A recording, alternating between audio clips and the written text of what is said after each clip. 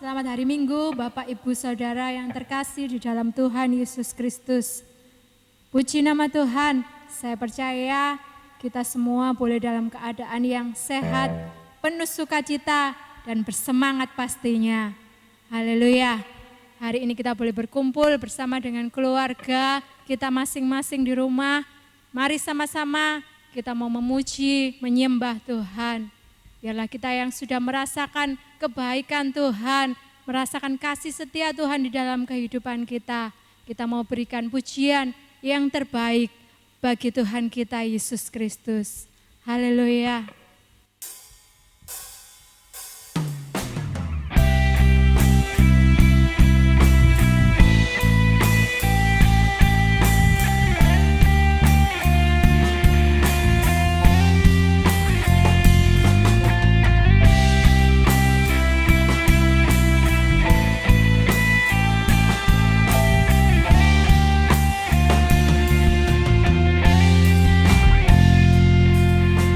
Semua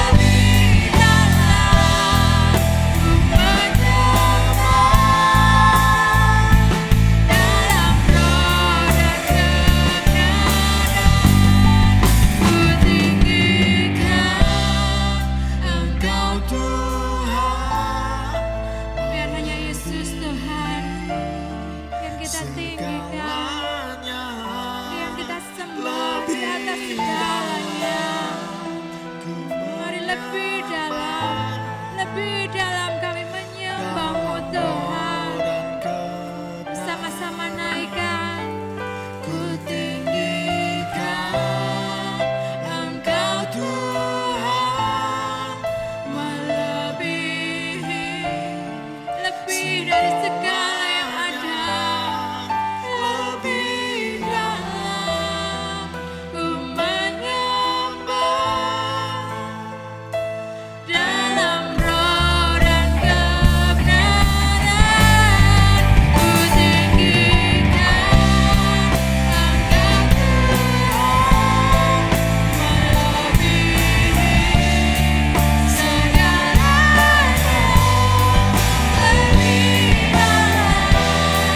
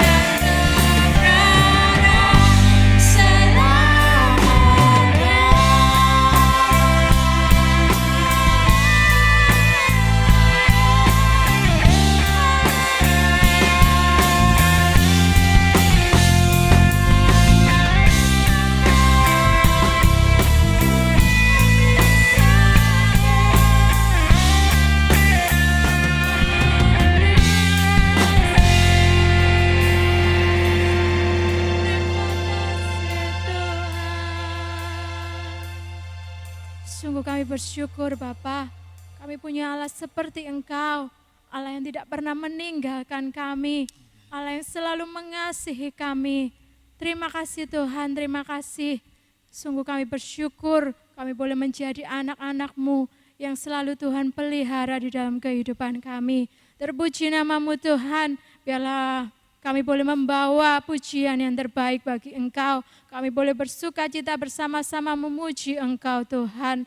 Terima kasih Bapa, di dalam nama Tuhan Yesus Kristus kami berdoa dan bersyukur. Haleluya. Amin. Haleluya. Mari sama-sama kita bersuka cita, kita bersyukur sebab kita tahu Tuhan Yesus adalah Tuhan yang baik untuk kita semua. Puji nama Tuhan.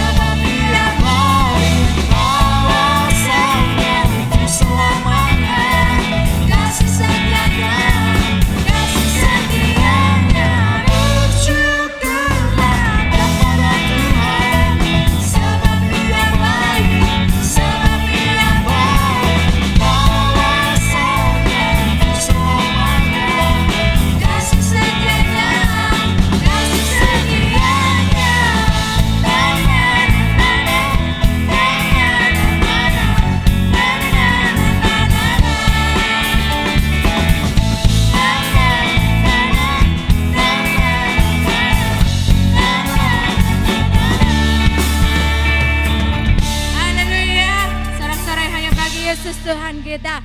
Dia yang menjadi benteng hidup kita, Dia kekuatan kita, dan Dia yang menjamin segenap kehidupan kita. Puji nama Tuhan.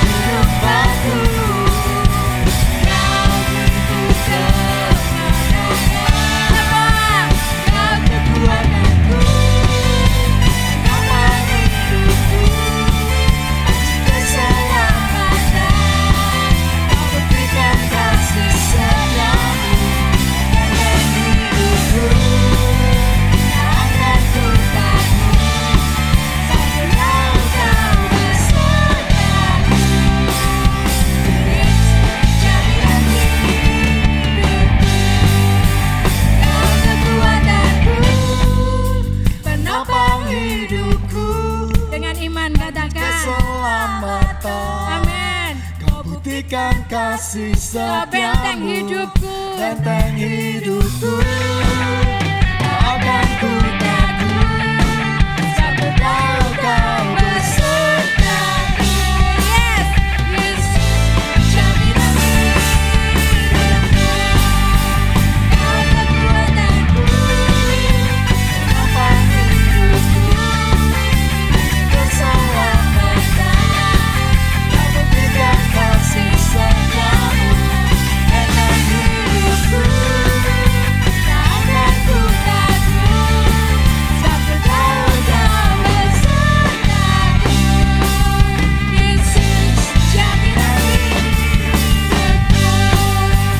kau kekuatanku, Penopang hidupku, keselamatan, kau berikan kasih setiamu, benteng hidupku, tak akan ku takut, sampai tahu kau besertaku. Yesus, jaminan hidupku.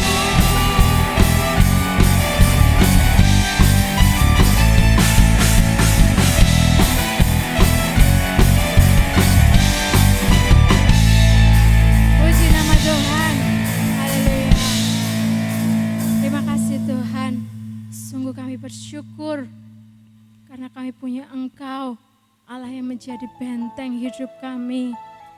Kami percaya Tuhan, tidak ada sesuatu yang terjadi di dalam hidup kami tanpa seizin Engkau.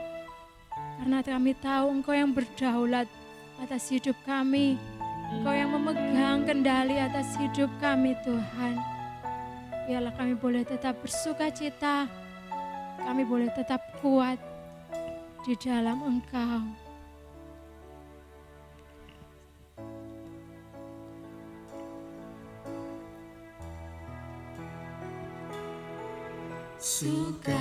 Sukacitaku, kekuatanku saat ku menyembah-Mu, pengharapanku, penolongku hanyalah Kau Bapa-Ku.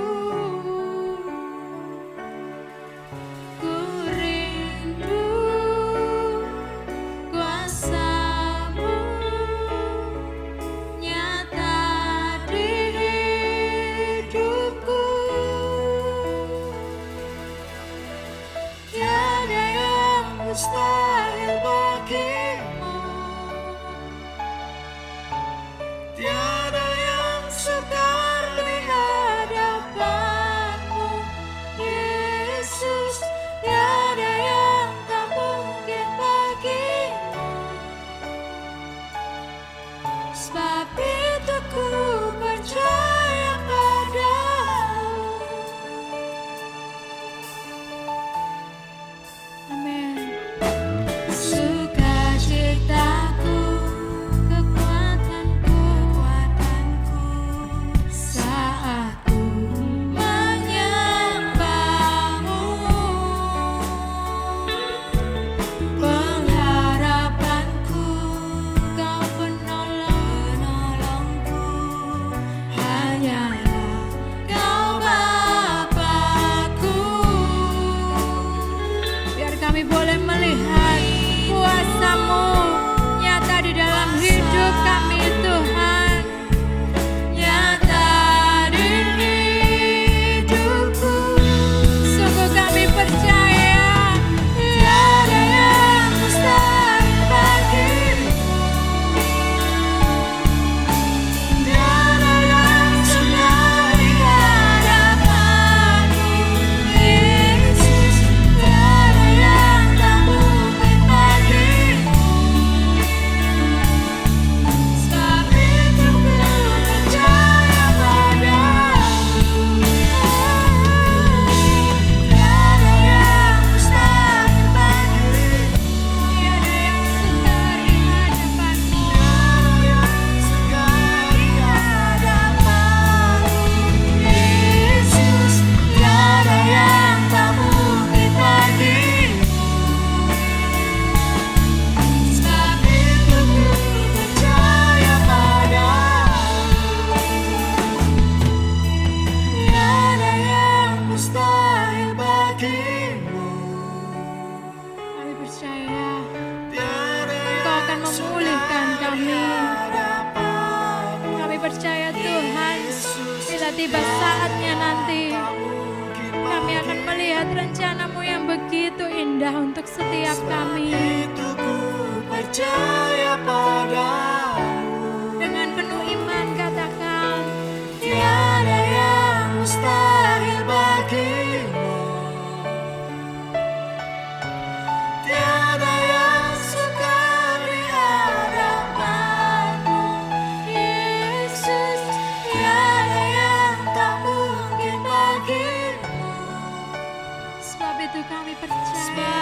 itu ku percaya padamu.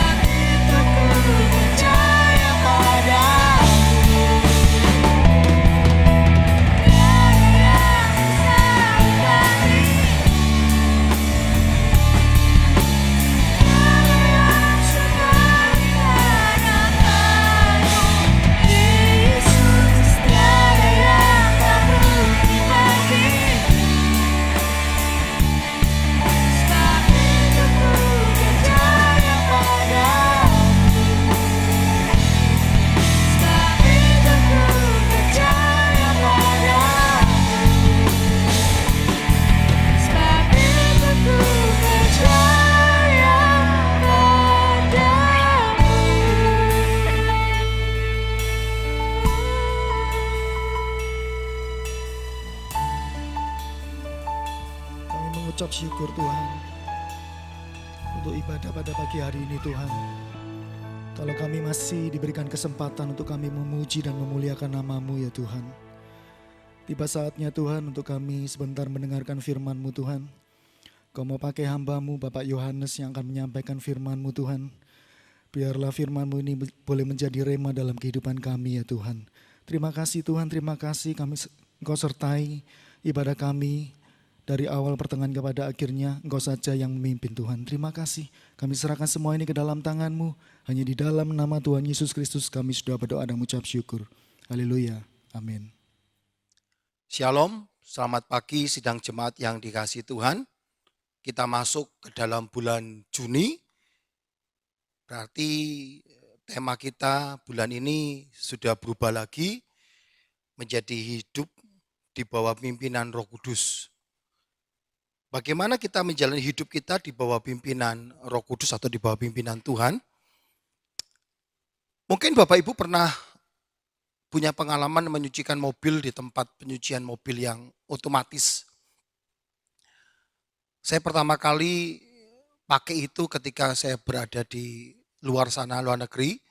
Dan beberapa teman itu memberitahukan kepada saya ada hal yang perlu diperhatikan.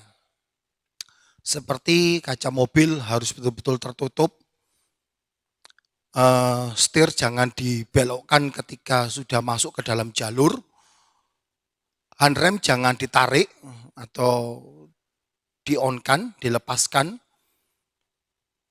Hal yang sama ketika saya mencoba untuk mencucikan mobil beberapa hari yang lalu di in and out wash di Prapen, ternyata juga memiliki peraturan yang sama. Ditulis di situ beberapa hal yang perlu diperhatikan ketika mencucikan mobil di situ. Kalau kita mengikuti aturan itu dengan baik, maka hasilnya akan baik. Tetapi kalau kita mencoba untuk melanggar saja salah satu dari aturan yang ada, dampaknya pasti buruk. Pasti ada masalah yang akan timbul di tengah-tengah pencucian itu. Meskipun harus diterpa oleh angin, oleh benda-benda, oleh alat-alat yang begitu besar, dan kadang-kadang mobil itu harus goyang ketika alat itu menyapu atau membersihkan atau mengelap mobil itu secara otomatis. Tetapi kalau kita ngikutin aturan itu, nanti setelah di ujung sana, kita menyelesaikan pencucian itu dan mobil kita menjadi bersih. Konsepnya hampir sama seperti begitu. Hidup di dalam pimpinan Tuhan, ada aturan-aturan yang harus diikuti. Ketika aturan itu tidak diikuti dengan baik, satu saja pelanggaran akan membawa dampak yang buruk dalam kehidupan kita. Meskipun ada begitu banyak goncangan yang mungkin harus kita hadapi dalam hidup ini, tetapi kalau kita mengikuti aturan yang ada, semuanya untuk kebaikan kita. Semuanya kembali untuk kebaikan kita semata. Saya akan bacakan satu ayat dalam Yosua pasal 7 ayat yang pertama. Yosua pasal 7 ayat yang pertama berbunyi demikian, tetapi orang Israel berubah setia dengan mengambil barang-barang yang dikhususkan itu, karena Akan bin Karmi bin Sabdi bin Sera dari suku Yehuda mengambil sesuatu dari barang-barang yang dikhususkan itu, lalu bangkitlah murka Tuhan terhadap orang Israel. Perhatikan kata tetapi. Kata itu menunjukkan perbedaan antara ayat yang sebelumnya dengan ayat yang sesudahnya. Ada perbedaan yang terjadi dari bab yang sebelumnya dan bab yang sesudahnya. Di pasal yang ke-6, di bab yang ke-6, Yosua, kita melihat betapa luar biasanya bangsa Israel bisa menang terhadap Yeriko dengan cara yang sangat-sangat hebat. Dengan cara Tuhan yang sangat luar biasa. Tapi masuk dalam pasal yang ke-7, bangsa Israel harus mengalami kekalahan yang sangat memalukan dari Ai, yang notabene jauh lebih kecil, jauh lebih lemah dibandingkan Yeriko. Ini yang harus kita perhatikan, ini yang mengajarkan kepada kita untuk menaruh perhatian bahwa perubahan dalam hidup ini bisa terjadi kapan saja. Perbedaan antara kemenangan dan kekalahan jaraknya mungkin cuma hanya satu langkah. Bahkan hanya satu langkah kecil saja. Pertanyaannya adalah, kenapa itu terjadi? Dituliskan di dalam Alkitab dengan jelas, tetapi orang Israel berubah setia. Orang Israel kalau di dalam Alkitab kita tahu mereka adalah kelompok yang disebut sebagai umat Tuhan. Lalu dikatakan berubah setia. Ketika saya melihat dalam teks aslinya kata berubah setia, itu ditulis kata ma'al, itu secara harfiah itu berarti bertindak di bawah tangan. Atau nama lainnya melakukan kecurangan. Pertanyaannya, kecurangan apa yang terjadi saat itu? Kalimat selanjutnya mengatakan begini, dengan mengambil barang-barang yang dikhususkan itu karena Akan bin Karmi, bin Sabdi, bin Serah dari suku Yehuda mengambil sesuatu dari barang-barang yang dikhususkan itu. Kalau kita melihat di dalam pasal yang ke-6, ketika bangsa Israel hendak menghancurkan Yeriko, menaklukkan Yeriko, ada perintah yang diberikan Tuhan kepada bangsa Israel secara jelas sekali dikatakan dalam Yosua pasal 6 ayat 18-19, tetapi kamu ini jagalah dirimu terhadap barang-barang yang dikhususkan itu untuk dimusnahkan, supaya jangan kamu mengambil sesuatu dari barang-barang yang dikhususkan itu setelah mengkhususkannya, dan dengan demikian membawa kemusnahan atas perkemahan orang Israel dan mencelakakannya.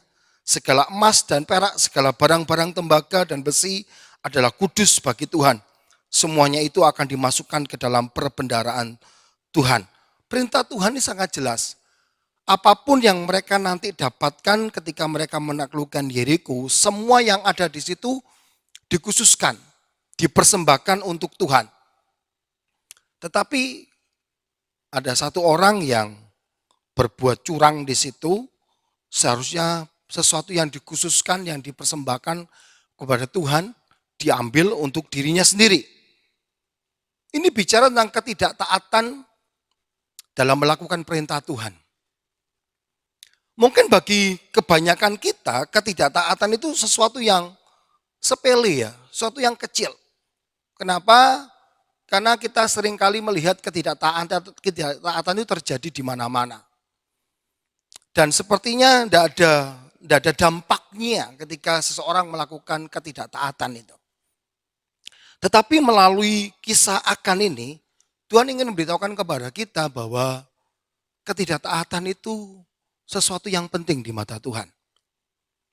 Ketidaktaatan itu adalah bentuk pemberontakan terhadap pimpinan dan perintah Tuhan. Coba perhatikan, melalui kisah Akan ini kita bisa menemukan bahwa ketidaktaatan ini membawa pengaruh yang sangat buruk dalam kehidupan kita. Perhatikan bagaimana Tuhan menahan berkat-Nya ke dalam kehidupan orang Israel sebelum mereka menyelesaikan masalah ketidaktaatan itu. Jadi sesuatu yang betul-betul diperhatikan sama Tuhan, bukan sesuatu yang sepele. Izinkan saya mengutip perkataan Billy Graham.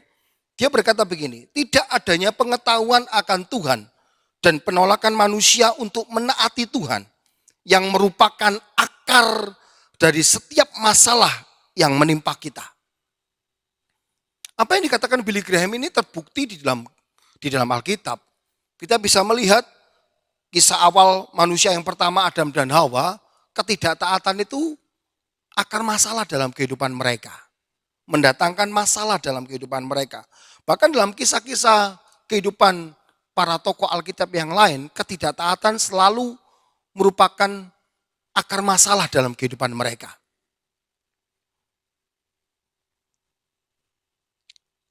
Secara pribadi saya merasakan hal itu karena beberapa minggu lalu saya sempat dikasih kesempatan sama Tuhan menikmati dampak buruk dari ketidaktaatan.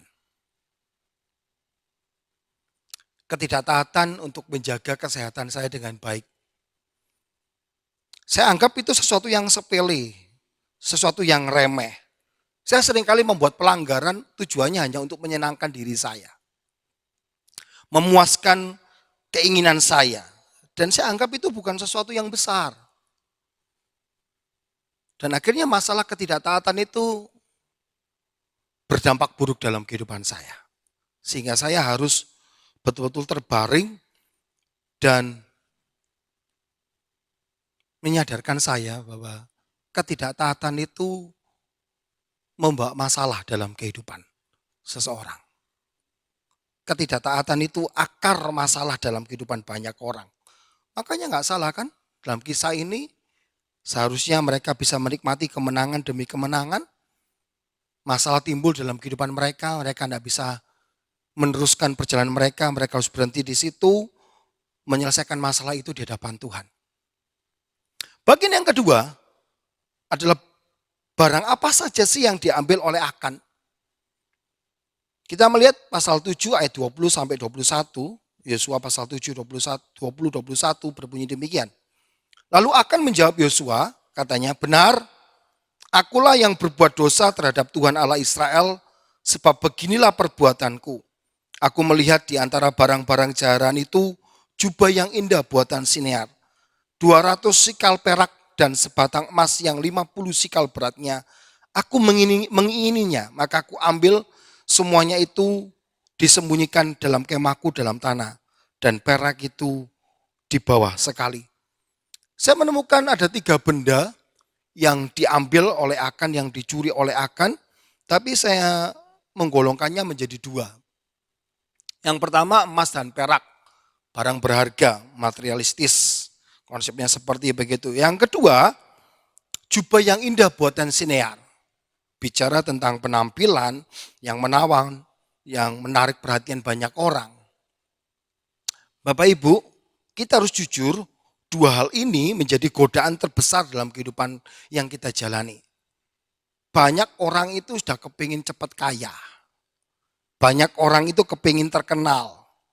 Dan parahnya hampir semua orang hampir sama seperti Akan. Menaruh rasa aman dan kepuasan dirinya kepada hal yang tersebut. Padahal kalau kita melihat di dalam kisah Yosua pasal 7 ini, saat itu kalau boleh saya katakan Akan dan bangsa Israel sedang dalam proses menunggu janji Tuhan terbukti dalam hidup mereka. Mereka bisa menikmati, memiliki rumah, tanah sendiri, kehidupan sendiri. Mereka bisa menikmati berkat-berkat Tuhan yang begitu melimpah ketika nanti mereka tinggal di tanah perjanjian itu. Tetapi karena ketidaksabaran yang ada di dalam diri Akan, sehingga dia melakukan sesuatu yang di luar rencana Tuhan. Gagal mempercayai rencana Tuhan yang begitu indah. Ketidakpuasan di dalam diri Akan membuat dia gagal untuk mempercayai janji Tuhan di dalam hidup ini. Ketika saya mempelajari kata berubah setia, memang secara teks asli terus dengan kata ma'al, yang tidak hanya punya konteks konotasi curang, tapi juga punya gagasan tidak beriman. Jadi kata ma'al ini bicara tentang tindakan yang tidak beriman karena mencari kebahagiaan dan keamanan lewat hal-hal lain di luar Tuhan. Dan bukankah itu yang dilakukan oleh Akan? Kalau dalam Septuaginta, kata berubah setia itu ditulis dengan kalimat tidak beriman. To be faithless. Menjadi sosok pribadi yang tidak punya iman. Saya teringat dengan pernyataan dari seorang misionaris dari Inggris yang ke Cina yang bernama James Hudson Taylor. Dia pernah berkata begini, sementara ketidakpercayaan melihat kesulitan, iman melihat Tuhan antara dirinya dan mereka. Ketidakpercayaan itu akan selalu menimbulkan yang namanya kesulitan. Tetapi kepercayaan bisa menikmati luar biasanya pekerjaan tangan Tuhan di dalam hidupnya. Dan bukankah itu terjadi dalam kehidupan mereka? Karena ketidakpercayaan seorang yang bernama akan janji dan rencana Tuhan Mereka mengalami kesulitan untuk menaklukkan Ai yang notabene jauh lebih kecil, jauh lebih mudah ditaklukkan dibandingkan Yeriko. Tapi mereka mengalami kesulitan yang luar biasa dalam hidup mereka. Perhatikan, ketidakpercayaan itu akan membuat kita kesulitan untuk melihat pekerjaan Tuhan dalam kehidupan kita. Ketidakpercayaan itu akan membuat kita kesulitan melihat mujizat Tuhan yang sebetulnya sudah direncanakan terjadi dalam kehidupan kita. Meskipun tadi saya katakan Tuhan menghajar saya, mengingatkan saya akan ketidaktaatan saya, tetapi di saat yang bersamaan Tuhan mengajarkan saya untuk menaruh iman percaya sepenuhnya sama Dia tanpa ragu. Hari Jumat itu saya teringat habis selesai acara, selesai syuting, saya duduk di depan sini bersama dengan Ibu Novi yang waktu itu setelah juga WL. Dia berkata badan saya tidak enak. Lalu saya berkata kepada Ibu Novi, sejak kemarin kaki kanan saya itu tidak enak. Rasanya berat sekali. Istri saya yang duduk di pinggir saya kaget. Opo kakimu? Tidak tahu, pokoknya berat sekali. Itu hari Jumat. Malamnya Pak Timotius Indarto datang ke rumah dan minta tolong sama saya doain rumahnya yang baru di Sidoarjo situ besok pagi. Saya katakan baik. Tapi ketika pagi hari saya mau berangkat, saya ngomong sama anak saya paling nomor 2 Aaron, minta bantuan sama dia untuk setir mobil karena saya takut badan saya kok juga tidak enak badan ini. Kalau ada apa-apa di tengah jalan, paling sedikitnya ada yang gantiin saya nyetir mobil. Dan betul perjalanan dari Surabaya ke Sidoarjo membuat badan saya semakin lama semakin drop. Sehingga ketika saya harus keluar dari mobil di depan rumahnya Pak Timotius Indarto, itu saya dibopong sama istri saya sama Pak Timotius Indarto. Badan ini lemes sekali. Tapi puji Tuhan saya bisa menyelesaikan pelayanan yang ada. Selesai pelayanan, saya sama Ibu Lena dikerok. Dipikir masuk angin karena keluar keringat dingin terus menerus. Atas masukan daripada Pak Timotius Indarto dan Pak Triyulistiawan, mereka minta sama istri saya untuk langsung dimasukkan ke UGD. Saya dimasukkan UGD, pulang dari situ di Royal, diperiksa katanya sih cuma vertigo. Besoknya balik lagi ke UGD Royal, katanya elektrolit saya mungkin drop. Diperiksa semuanya fine. Hari Senin kembali ke UGD, tapi dipindah lagi ke RKZ sama istri saya. Langsung di CT scan, ketahuan ada masalah di otak sebelah kiri saya. Ada sesuatu yang membuntu, pembuluh darah di otak sebelah kiri saya. Dan katanya dokter, itu yang membuat kaki saya tidak bisa digerakkan. Istilahnya stroke. Lalu dokter berkata, Pak Yohanes, ini konsepnya kayak kebakaran hutan. Jadi saya tidak tahu sampai seberapa parah masalah ini akan menimpa Pak Yohanes. Kami berusaha untuk menyetop supaya tidak terlalu jauh kerusakannya. Pas saya masuk, orang yang di sebelah kiri saya itu keluar dengan sakit yang sama. Dan dia sudah ada di rumah sakit kurang lebih 2 minggu. Istrinya bilang masuk dalam keadaan jalan, pulang sama sekali tidak bisa jalan. Saya teringat juga kisahnya Pak Jonathan, hampir sama seperti itu.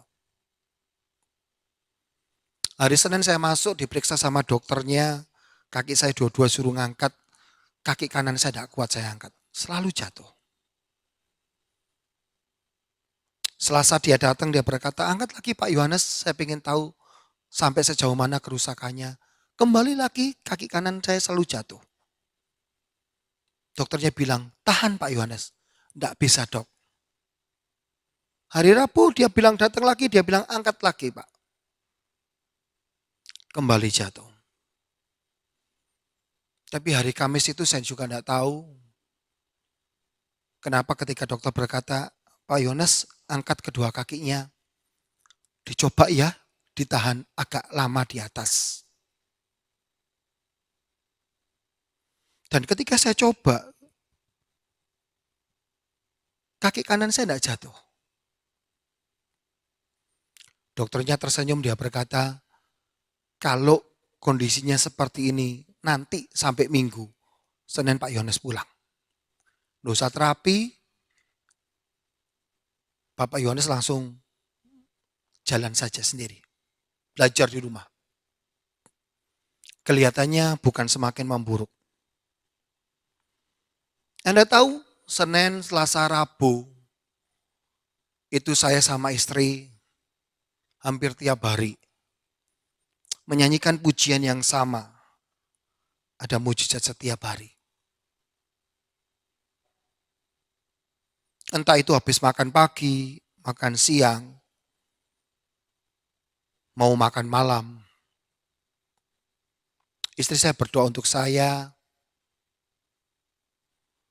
Saudara-saudara saya berdoa untuk saya. Melewat Zoom seperti begitu, melewat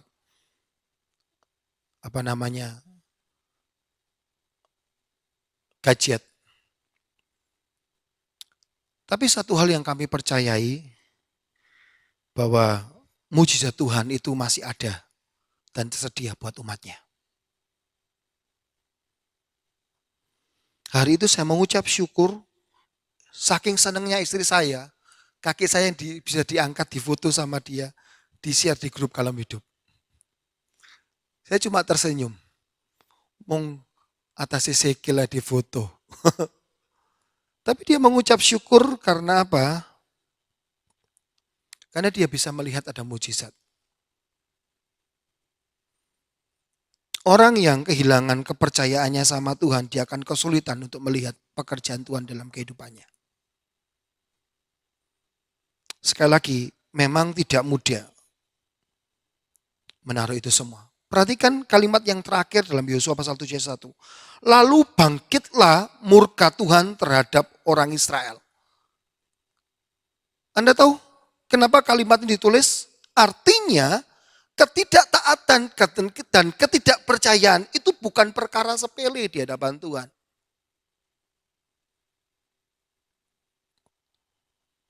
Kita harus perhatikan dengan baik. Itu merupakan bentuk pemberontakan kita terhadap perintah dan pimpinan Tuhan di dalam kehidupan kita. Itu merupakan bentuk dosa di hadapan Tuhan. Dosa itu membuat Tuhan murka. Ketidaktaatan dan ketidakpercayaan itu dosa terhadap tujuan Tuhan yang mulia, yang kudus dalam kehidupan kita. Untuk hidup betul-betul di dalam pimpinan Tuhan dan bimbingan Tuhan.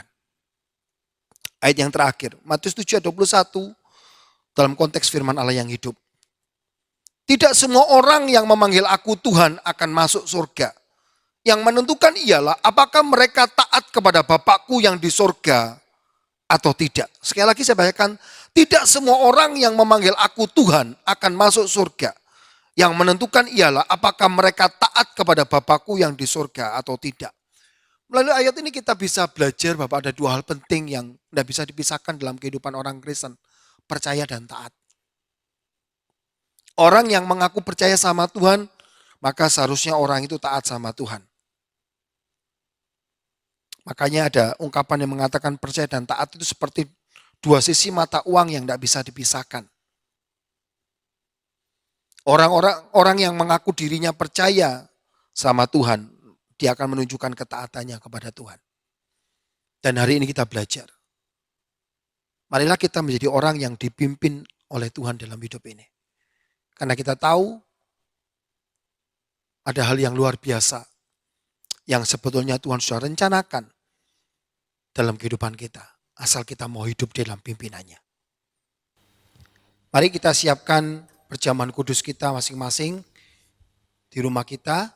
Kita akan masuk di dalam perjamuan kudus, kita akan nyanyikan pujian mujizat setiap hari. Tiada berubah kuasa nama-Mu Tuhan, tiada berkesudahan kasih setiamu.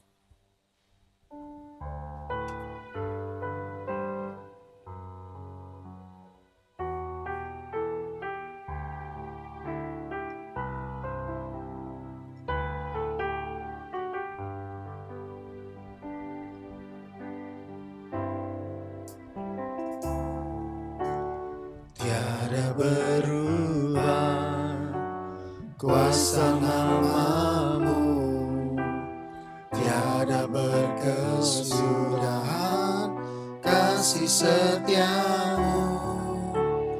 Apabila Tuhan sudah berfirman, maka semuanya jadi. Selama ku menyembah-Mu, ku percaya bahwa mujizat masih terjadi. Selama Kau besertaku, ku melihat ada mujizat setiap hari.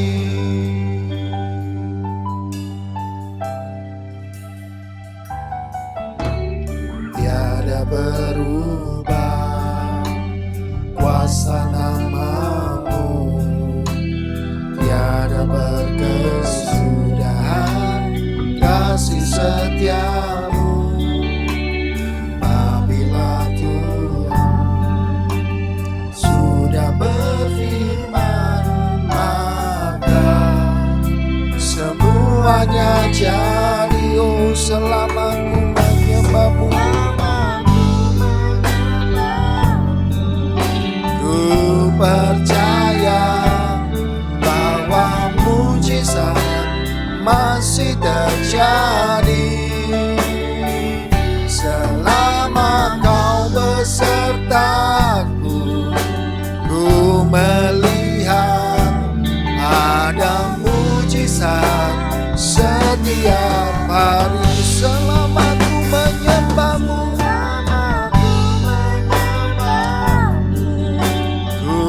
percaya bahwa mujizat masih terjadi.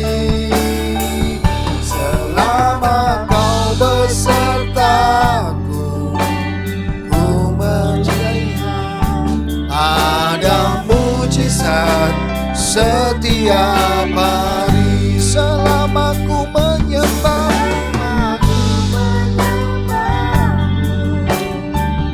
percaya bahwa mujizat pasti terjadi.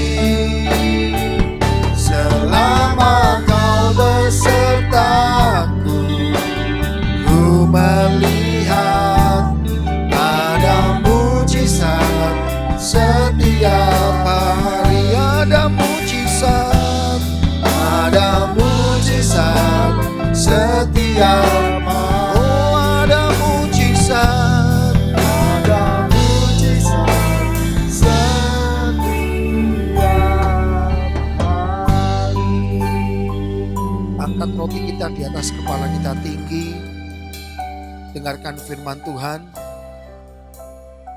Sebab apa yang telah kuteruskan kepadamu telah kuterima dari Tuhan, yaitu bahwa Tuhan Yesus pada malam waktu Ia diserahkan mengambil roti, dan sesudah itu Ia mengucap syukur atasnya. Ia memecah-mecahkannya dan berkata, inilah tubuhku yang diserahkan bagi kamu, perbuatlah ini menjadi peringatan akan aku.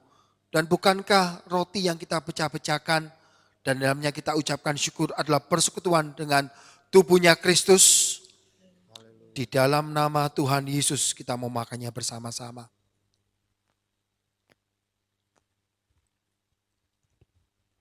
Kita mau angkat cawan berkat yang Tuhan sudah sediakan buat kita, yang Tuhan sudah janjikan buat kita. Demikian juga Ia mengambil cawan sesudah makan lalu berkata, cawan ini adalah perjanjian baru yang dimeteraikan oleh darahku.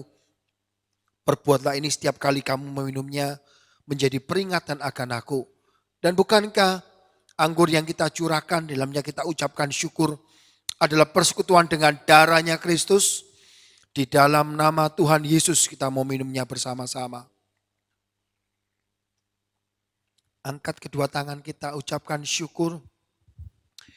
Yakini bahwa mujizat Tuhan masih tersedia buat kita, ada dalam kehidupan kita. Kami mengucap syukur Tuhan. Buat hari ini kami boleh memperingati pengorbanan-Mu yang luar biasa itu dalam kehidupan kami. Sehingga Engkau sediakan begitu banyak mujizat dalam kehidupan kami. Berdoa secara khusus buat sidang jemaat-Mu dimanapun mereka berada. Yang membutuhkan mujizat dalam bentuk apapun juga. Hamba-Mu berdoa di dalam nama Tuhan Yesus Kristus.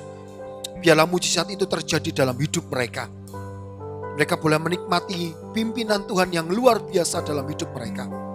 Terima kasih Tuhan, terima kasih. Ampuni ketidaktaatan kami. Ampuni keraguan kami selama ini Tuhan. Karena itu merupakan bentuk pemberontakan kami terhadap pimpinan-Mu dalam kehidupan kami. Biarlah kami senantiasa hidup di dalam pimpinan-Mu saja Tuhan. Karena kami tahu rencana-Mu itu begitu indah buat kami. Janji-Mu itu begitu luar biasa buat kami. Ajar kami untuk taat, ajar kami untuk percaya. Supaya kami boleh menikmati itu semuanya dalam kehidupan kami. Berdoa secara khusus buat sidang jemaat-Mu dimanapun mereka berada, yang dalam keadaan sakit dan lemah tubuh. Kami pertaruhkan mereka dalam tangan-Mu di dalam nama Tuhan Yesus Kristus. Yehova Rafa terjadi dalam hidup mereka. Mereka boleh dipulihkan, disembuhkan. Mujizat betul-betul terjadi dalam hidup mereka.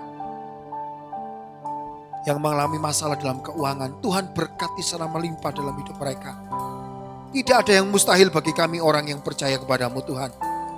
Kau sediakan jalan keluar yang terbaik buat setiap masalah kami, persoalan kami. Karena kami tahu Engkau sangat mengasihi kami. Memberkati ibadah pelayanan kami Tuhan. Kami mengucap syukur kalau mungkin bulan depan kami boleh kembali ibadah di gereja kami. Selama sudah lebih 3 bulan kami tidak ibadah Tuhan. Meskipun harus melalui protokol kesehatan yang ada, biarlah kami boleh mentaatinya. Dan kami yakin Tuhan penyertaan-Mu yang sempurna ada dalam kehidupan kami. Sehingga setiap ibadah yang kami kerjakan kami boleh menikmati jamahan-Mu, berkat-Mu secara luar biasa. Berkati bangsa negara kami, berkati pemerintah yang ada. Akal budi hikmat kebijaksanaan dari surga selalu melingkupi mereka. Sehingga mereka mengambil keputusan-keputusan yang terbaik buat kami semua. Ajar kami setiap masyarakat yang ada boleh taat kepada pemerintah.